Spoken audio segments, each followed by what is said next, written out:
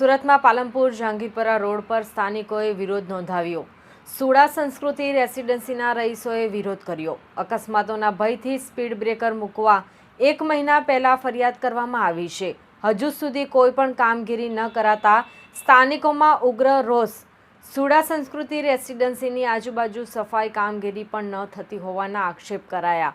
અનેક વખત જીવજંતુ નીકળ્યા હોવાથી લોકોમાં ભયનો માહોલ અને તાત્કાલિક ધોરણે અહીં સ્પીડ બ્રેકર મૂકવામાં આવે અને સફાઈ કામગીરી કરવામાં આવે તેવી મુખ્ય માંગ કરાઈ।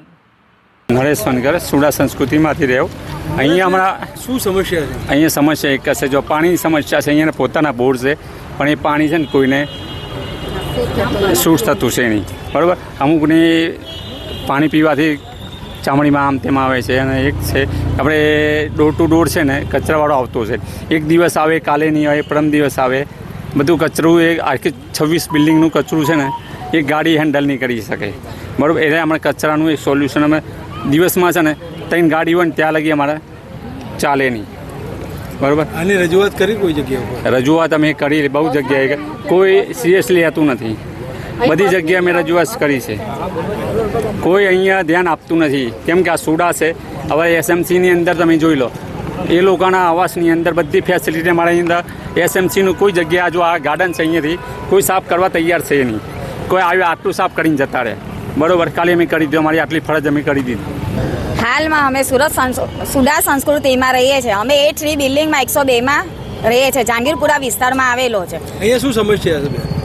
અમને પાણીની સમસ્યા છે। આ લોકોએ અમને મકાન આપી દીધા છે પણ બોરિંગ બનાવીને આપેલી છે, અમને મીઠા પાણીની સગવડ કરીને આપી નથી ને કચરાની લારી બી ગાડી બી વારંવાર આવે છે, અડધા દિવસ તો આવતી નથી, એની પ્રોબ્લેમ છે। અને આ લોકોએ મકાન બાંધીને આપ્યા છે પણ સગવડ પહેલાં આપવી જોઈએ કે તમે લોકો મકાન બાંધીને આપો છો તો આટલા માણસની પબ્લિક રહેશે તો તમે સામે અમે કેવી રીતે જશો તે તમારે વિચાર કરવો જોઈએ। બેન, વાત કરીએ તો આ પાણીથી તમને શું સમસ્યા થાય છે? પાણીથી અમને પ્રોબ્લેમ થાય, વાળ ખરે છે, છોકરાઓને ખંજવાળ આવે છે, બધાને સ્કિનની પ્રોબ્લેમ થાય છે, ચામડીના રોગનો બહુ વધારે વધી ગયેલું છે। અચ્છા, ડોર ટુ ડોર ગાર્બેજની ગાડી કેટલો ટાઈમ આવે?